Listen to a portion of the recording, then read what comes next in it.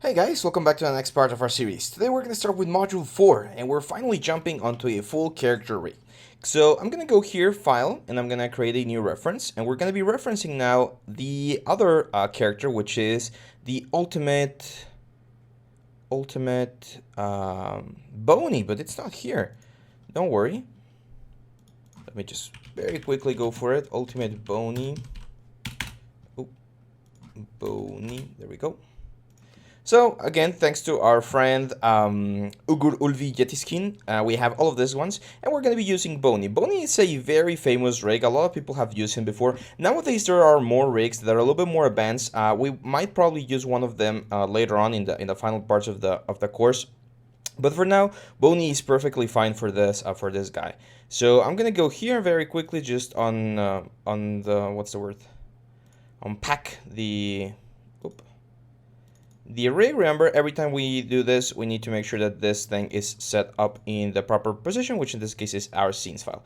So we just drag and drop this ultimate Boney there, and there you go. Back in Maya, we can now very easily grab our ultimate Boney and just reference. Now, he's going to have the same issue that all of the other ones have, which is the fact that since this guy was originally modeled like a long time ago, the mirror functions back then used to flip the normals of the objects in this way. Just go into shading and say, lighting, two-sided lighting, and that's going to fix it. Now, if it doesn't look like this, sometimes the materials look a little bit more like plasticky. That's fine. The important thing about this is that we understand that the full rig works. Now, here's the cool thing. This is a full body rig, meaning that we're going to be able to explore all of the movements in a usual like human figure, right? And as with the other rigs, like the Walker, the little Fox rig, and all of the rigs that we've used before, we need to explore a little bit what's going on with this guy, right? So if I take a look here, I can very easily see that instead of having the little diamond that we have with the Walker, now we have this sort of like foot control that's gonna do the exact same thing. It's gonna create the IK effect, and we have the knees as the pull vectors, which are gonna rotate depending on where the knee is gonna be. We also have here a little bit of extra rotation on the toe. If we want to rotate from the tip, this is usually what we use. And very importantly, we have these little arrows here that allow us to change the legs from forward kinematic to inverse kinematic. Remember the video we had a couple of lessons ago where I explained that most of the rigs nowadays have this option to switch between systems. So depending on the type of animation you're doing, animators will be able to switch between them and have a better time working with them.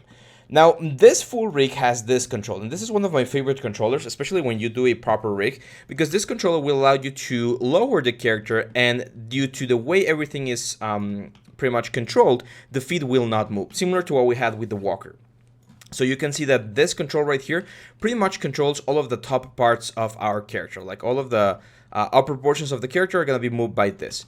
We then have another like hip control right here, which also moves the controller, but it does not move the whole body. It only moves the hips. We have a stretchy spine, which is important for cartoony stuff because we can do this sort of stuff. We have an FK spine as well back here. So if we grab all of these guys and just bend them, we're gonna get like just a traditional spine. On the arms, we have our clavicles right here, very important. We have our arms in FK right now, and similar to the legs, we can go to these arrows and change them to IK, inverse kinematic. So now we have the hand controller, and we have this thing right here, allowing us to create this sort of effect. So again, depending which one you like the best, some people like FK, some people like IK, you're going to be able to switch between them very, very nicely in this Boney rig. We have this one right here, which is our head controller. And on the head, we had some very cool things. First, we have, of course, the rotation of the head. So we can rotate the hand around. And we have this thing called the head orient.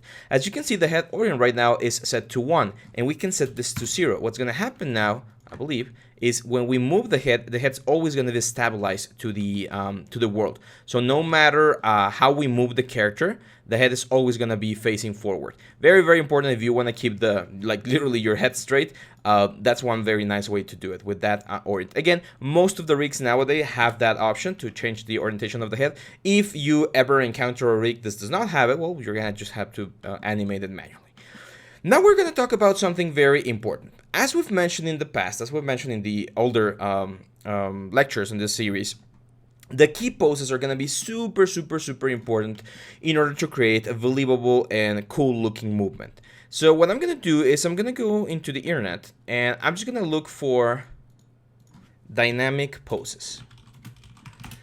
Dynamic poses are probably one of the coolest poses you're gonna find. There's a lot of them. There's like martial arts, there's like dance, there's like gymnastics, there's a lot of very cool poses that we can use. And whenever I talk about poses, I like to divide poses into two categories: balance poses and unbalanced poses.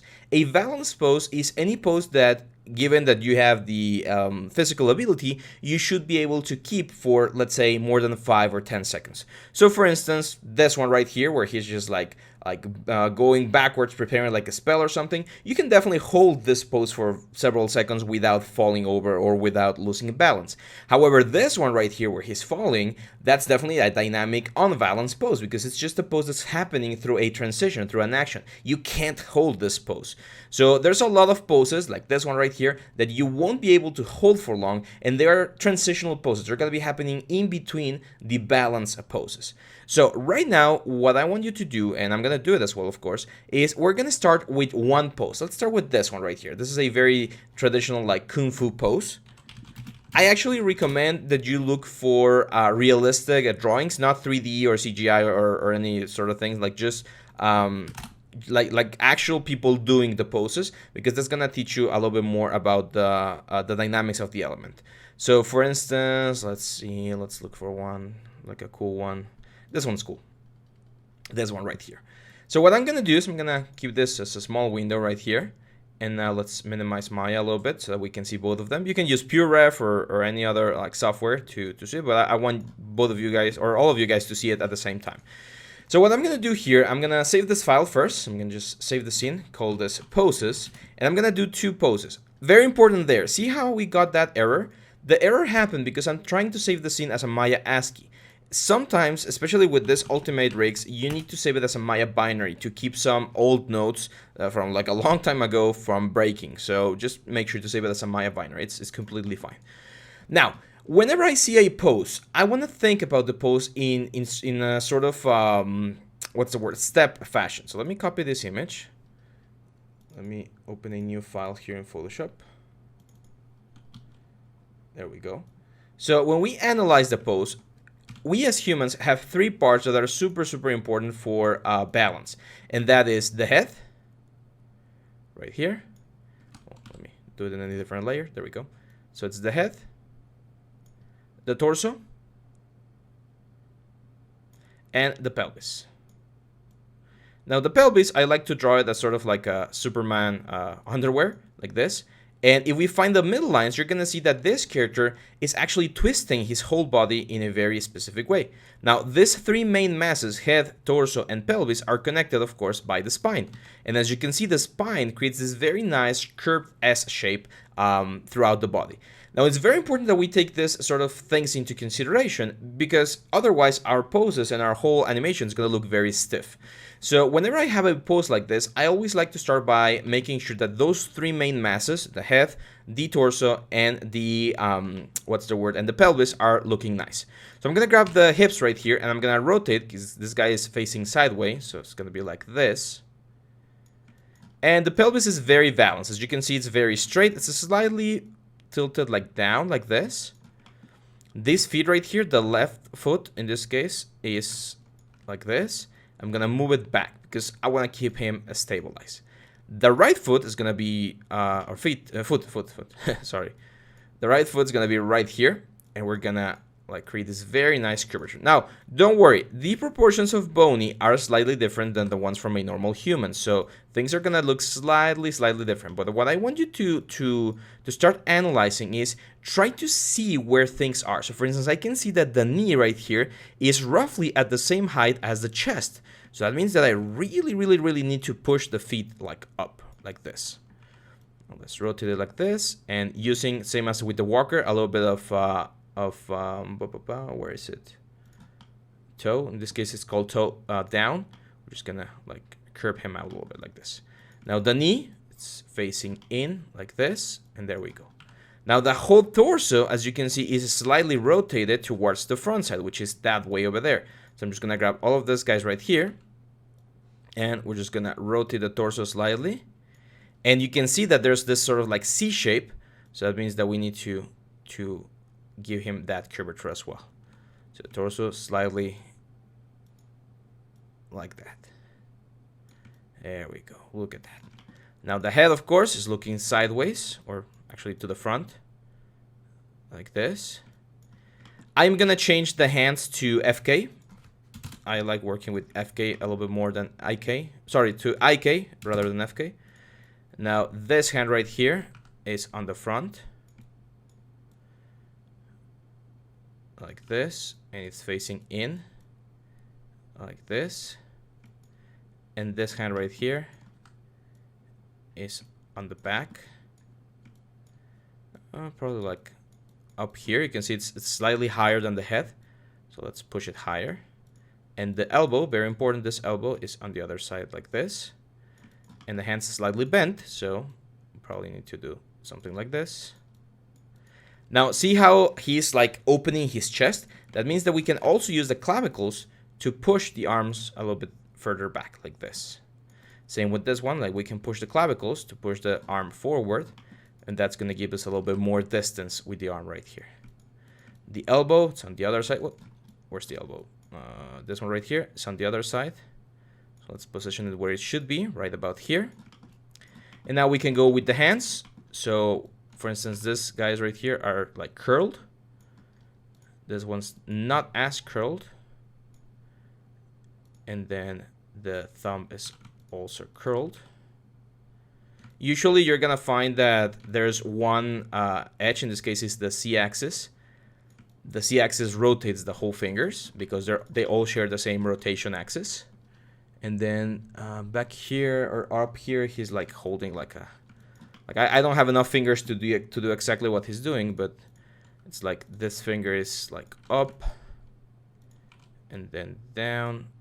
Kind of like pinching something, and then all of these guys are going all the way in like this, and then the thumb is also like pinching something. Very important. Don't underestimate the importance of this small details like the fingers. A lot of people make that mistake where they will wait until the very end to make sure that they animate or move every single curve. Make sure to pose everything from the very beginning, and it's gonna be a lot easier to finish the whole thing. So there we go. We have the pose. It's really close to our original concept. We could push. Where's the other knee? It's this one. This knee is right about there. The feet seems to be a little bit like further out. There we go. Now it's time to talk about balance, because if we see this pose, yeah, it looks cool, but if we start taking a look at it, it's actually imbalanced. This pose is imbalanced, meaning that this character wouldn't be able to hold this pose for a long time, and he would just fall over. And how do I know that this is imbalanced? Well, if I look at from the front, I can see that if we were to create just like a plane here and divide the character in half, most of the volume of the character, as you can see, is on this side, and we don't have as much volume here. So that means that the character's a little bit off center, and that's going to create an imbalanced pose. That's one of the things about a 3D animation that sometimes gets overlooked. Even though at the end we're producing an image and people are going to see a flat image on the screen, the characters are 3D, meaning that we need to check the pose from every single angle to make sure that it looks good. And that in turn will look good on the final processor, on the final screen. So in this case, I'm going to grab this guy right here. I'm just going to push it slightly to the center, like this, so that the whole thing looks a little bit more balanced. I can even grab this guy right here, move it just a little bit like this. Maybe even like just give it a little bit more inclination here. And we can use the arms. So for instance, we can use our right arm as a sort of balance point, move him a little bit more to like the center here. And that should give us a nice element. I had a sculpture teacher that talked about something called the plumb line. And the plumb line is this imaginary line that goes from the base of the neck to the ground. So if we go to the base of the neck right there, and whenever you have 2 feet, the element or the plumb line should be in between those 2 feet.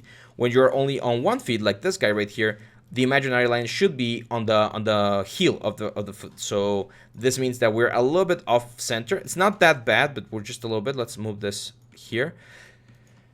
I'm gonna lower the whole character just a tad bit, just so that the knee is slightly bent. That's gonna give him a little bit more balance as well. And now we could move like the leg closer to the plumb line. And again, just like modify the character so that the pose looks very, very balanced. It's a little bit of a trial and error, of course, but we need to make sure that our pose looks the best possible way. See how now it looks like he's falling to the other side? So let's go there. There we go. That looks very, very nice now. So we have this very cool Kung Fu pose that we are going to be able to transition into like a kick or like a punch or something. Because remember, at the end of the day, what we're going to do with now this full body mechanics is something very similar to what we've done before. We're going to place our key poses first, and then we're going to jump onto the, what's the word?